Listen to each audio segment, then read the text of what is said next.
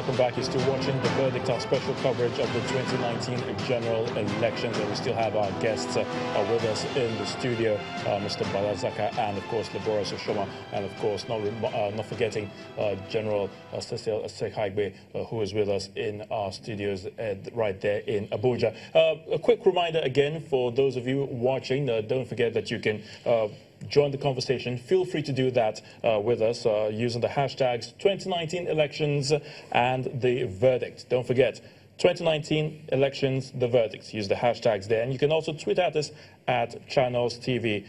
Send us pictures and videos on Instagram. We're also at Channels TV on that platform. So you can keep tabs with us, join the conversations, let us know your thoughts regarding our special coverage of the 2019 governorship and the state houses of assembly elections. We're doing this all the way down to the early hours of today. So get right at it, and we'll do our very best to take you on this journey with us as far as the elections are concerned. Of course, don't forget that we'll still be dealing with all the other issues that we have right here on the show, on the program. So keep it locked and stay with us concerning that. We'll be going to Delta State, where our correspondent Vivian Oramadike will be telling us what has been going down there regarding the coverage of the governorship elections to bring us up to speed. And we'll do that in just a moment. So please stay with us, and let's head to Delta right about now.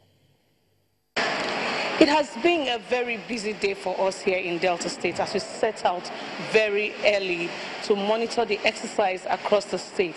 We began by visiting some distribution centers and polling units where we discovered that the INEC ad hoc staff were there on time to begin the whole process. From there, we were able to catch up with the incumbent governor, Ifeanyi Okowa. After casting his ballots, he spoke to a couple of journalists where he commended INEC for the progress recorded throughout the whole election. From there, we also caught up with the governorship candidate of the All Progressive Congress, Great Ogboru, where he alleged that some communities in the riverine areas were already casting their votes even without the use of the card reader. It is an election that has been described as generally peaceful, and we are hoping that it will remain so even after collation. Right now, we are at the collation center. Nothing seems to be happening because a lot of results are still being awaited in the various wards. But we promise that we'll keep you updated as developments unfold. From Asaba, the Delta State capital, Vivian Oramadike, Channels Television News. All right, thank you so much. Our correspondent there, Vivian Oramadike, from the Collation Center in Delta State, Asaba, the state capital, telling us what's been going down as far as the governorship and state houses of election, state houses of assembly elections are concerned. We're definitely keeping tabs on that one. And gentlemen, you've seen that one as well, and we're expecting some interesting things to happen in Delta State. Yeah, there was a point of observation quickly before we get to general. If you remember, the INEC chairman did explain when the PDP, I think, polling officer in Abuja raised the issue of areas where card readers were not used. The INEC chairman did explain that, also akin to the complaint by the APC governorship candidate in Delta State, that in some riverine areas, polling was already taking place without the use of card readers. INEC chairman did explain that part of the INEC rules are where card readers were intentionally, not used, that there will be no vote returned from such places, because where you have zero accreditation, and then there is no, you don't even say void vote or cancelled vote, because when there is no accreditation, there won't be voting. But in places where card readers malfunction, the polling officers have been instructed, to resort to manual accreditation, because that's not, a fault of the voters. But where you intentionally bypass the card readers and resort to manual accreditation, no accreditation, and so there will be no voting, reckoned with from such places. And so I think with that, the candidates shouldn't entertain any fears, of areas where card readers were not used at all, because INEC had said they were not going to reckon with votes coming from such places. All right. Well, sorry. My polling booth today, when I voted during the presidential election, of course, I was accredited. The card reader recognized my thumb. This time around, when I went, it failed twice. And the next thing they did was, well, they said it has failed twice, and they were thinking of what to do. And as they were going through the papers, incidentally, in the register, my name was the last, and I pointed, I said, that's my name, and that's my picture. So I noticed, actually, they ticked the box of the presidential election to show that I voted 2 weeks earlier. Yes, exactly. So they ticked that one with a blue pen. Then this time around, what they did, they used a red pen to just tick, and they allowed me to vote. Yeah, so even in my case, even in my case, to show that the card reader couldn't read your thumb. So you see, but you went ahead with the process. That's a card reader malfunctioning, And so because they had recognized you as a voter in that polling unit, so it was easy for them to allow you. Even if they had not recognized you before. Yes. But once it's a card reader malfunction. It wasn't even my face, but on the register. Yeah, that's what pointed it out. Yes, they saw me and they saw the fact that. But I keep wondering how people cheat, really.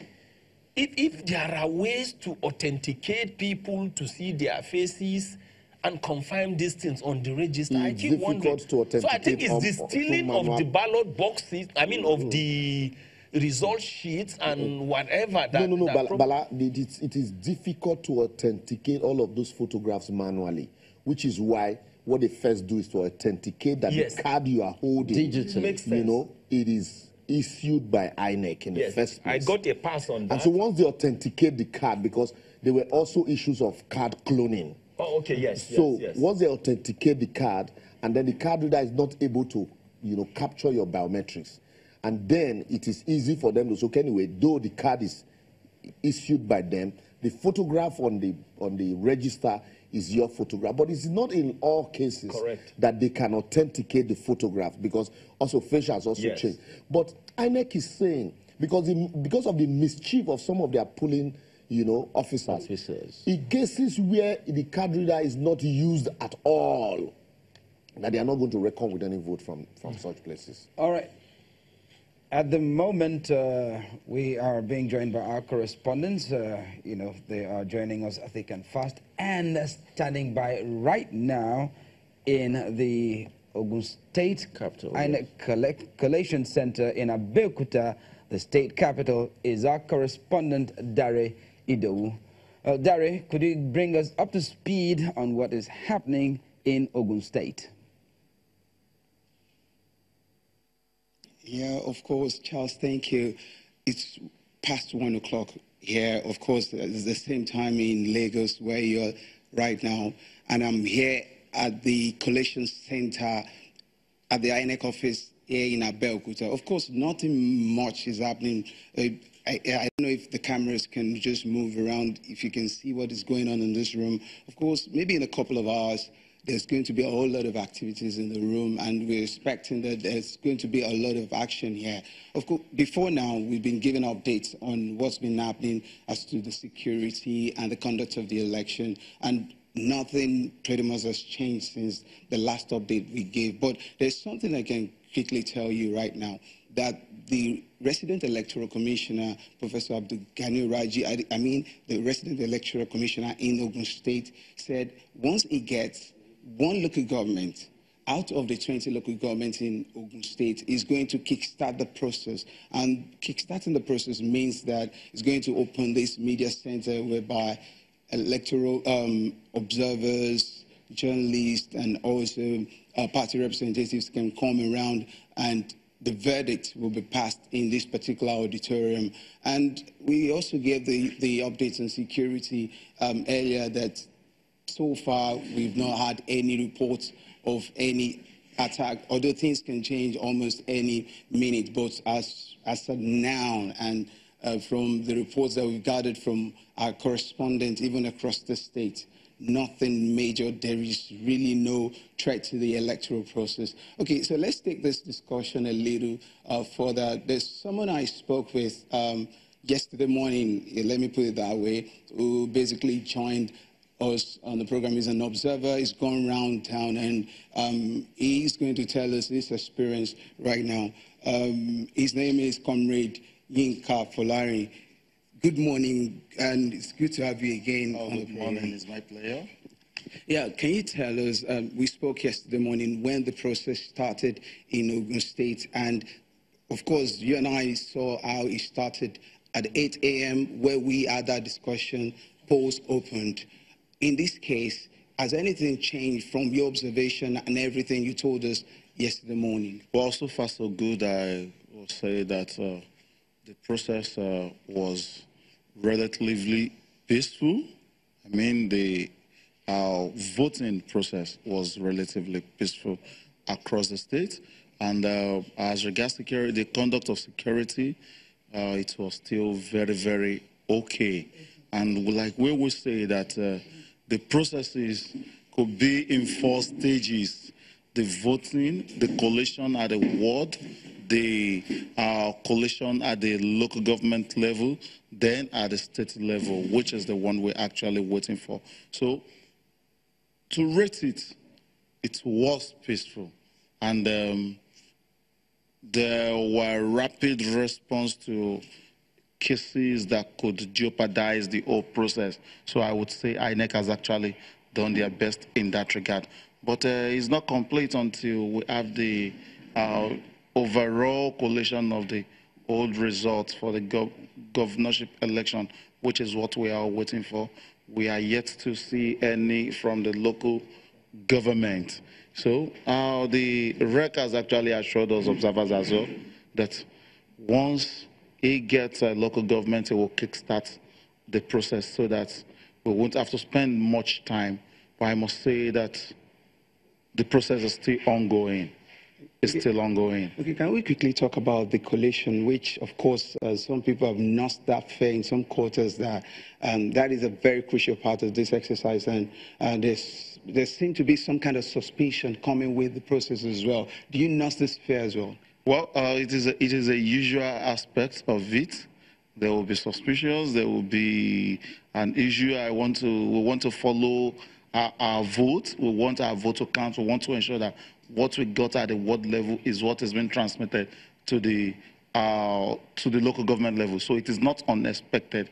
However, we should all know that the umpire reserves the right to declare whosoever wins or to declare the results. So whatever results we are seeing up and down now, we can't actually rely on that until we get the actual declared results by the umpire. So issues, there will definitely be issues, because we have seen some threats to the process, and part of those threats is even the social media. Could see some have been flying different results and the likes, and those things like that could actually constitute threat to the process. So we will just urge every actor and urge the electorate who had actually voted and Nigerians as a whole, let us rely and await the outcome that will be pronounced by the umpire. We shouldn't just give ourselves unnecessary high blood prayer. We should believe we have the law has vested the power and umpire to declare whosoever wins and to declare whatever results they feel it is appropriate. So that is what I will say for now. So in my conversation with the REC earlier, he actually said something, and I think to him he's quite confident about the entire process. He thinks the commission has done really, really well this time around. What would be your own assessment? I want you to talk about in Ogun State right now. Of course, I know you've mentioned how materials go to polling units right on time, but overall, what's your assessment? Well, away from what we had February 23rd, I would say INEC Ogun State has actually, they have improved in terms of early arrival and accommodating the enthusiastic electorate to perform their civic responsibility. That aspect is also there. Making provision for the people living with disability, and others to make it an all-inclusive one. We can actually give it to the umpire at that level. And at the overall of it, it wouldn't have been so completed if we don't have a robust security arrangement. So we just have to give it to the security agencies as well there. So from what is said, I want to confirm to you that his position as regards the conduct so far is still very, very appropriate, and is very, very in order. But we wouldn't know what will happen next, but I anticipate that it will be an entirely right process, that it will go as planned, as expected. That is our anticipation, that's our expectation. Okay, you spoke about the robust security arrangement. Of course, in the build-up to this particular election, Ogun State was considered a flashpoint, or one of the flashpoints, and maybe some people may be disappointed at some point, like, okay, we're into this election already, we're not getting reports. But the other part of the story is the fact that the robust arrangement could have maybe led to some kind of voter intimidation. Did you at any point consider any of this point? Well, obviously, we thought from the field reports we gathered prior to this conduct that, with the conduct of our politicians and the political actors, the gladiators, that there's every likelihood that there will be tension in the state, that it will cause voter apathy, to discourage people from coming. But I begin to suspect that when Nigerians anticipate violence, at times it ends up coming so peaceful.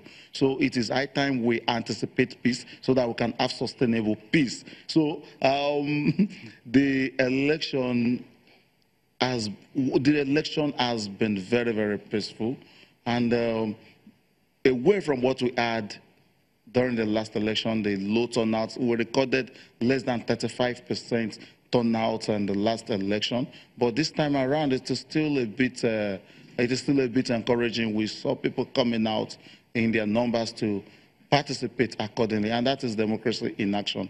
But beyond participation, it is also about making the votes count and having the outcome to reflect the wishes and the decision of the people.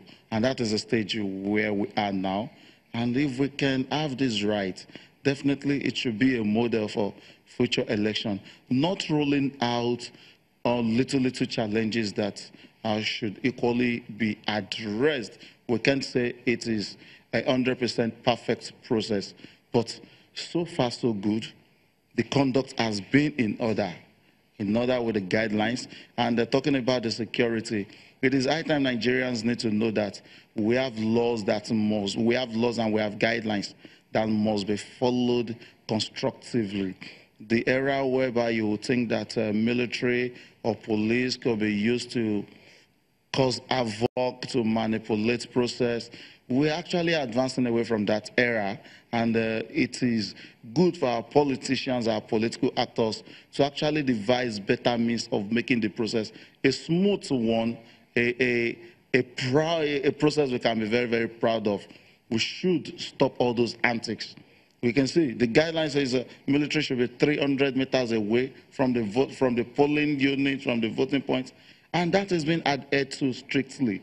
So if you have that impression that they could use military to manipulate things, no, that era has gone. They have also recognized that we are under a democratic dispensation, and we must be civil, we must do things accordingly. And they equally know that the world is watching, and the technology is also there that is aiding the whole process. If you do what you're not supposed to do, it doesn't cost, and it doesn't cost too much. It won't even take time before it goes viral, and that will be very, very retrogressive. Will be a retrogressive act. So I feel it's actually going well. Security, they've conducted themselves very, very well and properly. And we should also, I think, it is also high time that our politicians should also be very, very careful We should be holistic in our analysis. We shouldn't think we could settle scores by politicizing institutions to favor us. We shouldn't blackmail our security agencies, and we should not even blackmail the umpires. We should speak based on facts, based on things we can verify, based on things we can defend. So I think if we all understand this, we will have a better process, we have a better election. Thank you very much, Mr. Folarin. Sure. Of course, you heard it from the observer, his perspective on this particular election. The waiting continues here at the media center of INEC in Abeokuta, the Ogun State capital. Back to you, Lagos. All right, that's Dari Idowu, our correspondent, who's been following the 2019 general elections. He's been there for several weeks now monitoring the elections, and he's been talking to us from the INEC Collation Center right there in Abeokuta, the Ogun State capital. Dari is on lockdown, as he told us, until the final results from Ogun State are announced from the room from which he spoke to us just moments ago. Dari Idowu, Channels TV correspondent, reporting from Ogun State. But back in the studio, gentlemen, a few issues were raised from that conversation that he had with Mr. Yinka Folarin, one of the observers there, Mr. Yinka Folarin. He raised a few issues, one of which is the threat that social media poses to the process. Now, let me ask you, Mr. Balazaka, how much threat does the social media pose to the electoral process, especially given what we have seen so far in the governorship and House of Assembly elections? I don't see it as, I don't think there is anything like a positive threat. Most of the time when we see something is a threat, we see it from a negative angle.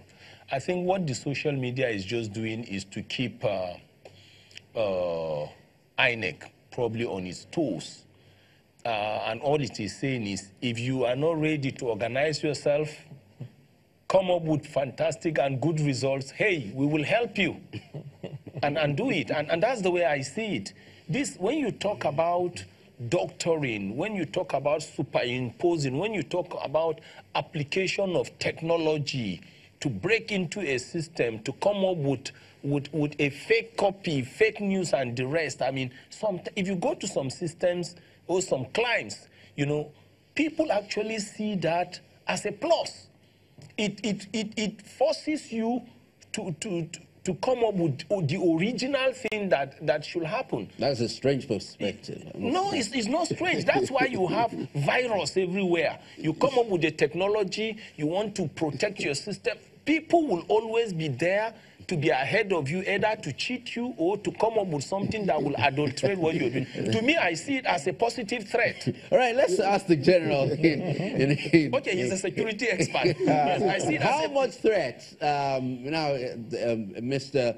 Balazaka is trying to help us see what advantage some of the fake news that we see, because it's still fake news that we see. How much positive threat that can be to our electoral process? Is there anything positive about this threat? Well, thank you. But not every social media outfit that is fake. What he's trying to say there is that the social media kind of raise a red flag for you to authenticate. So I do not think that every news that comes from social media is fake.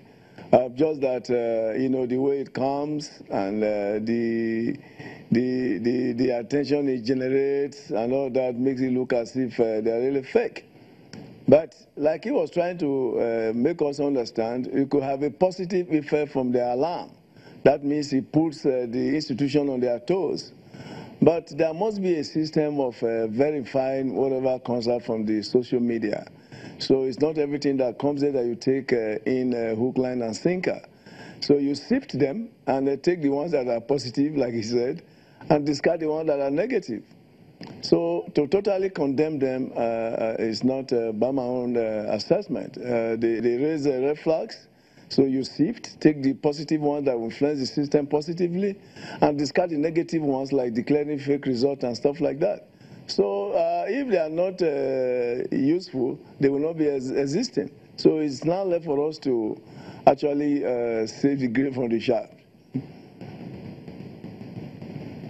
It's time to take another break. When we come back, we'll be discussing some of the issues that Dari and his guests raised, one of which is being let down in a positive way in terms of security and the violence that people thought that we were going to experience today. That's after this break. Join us again.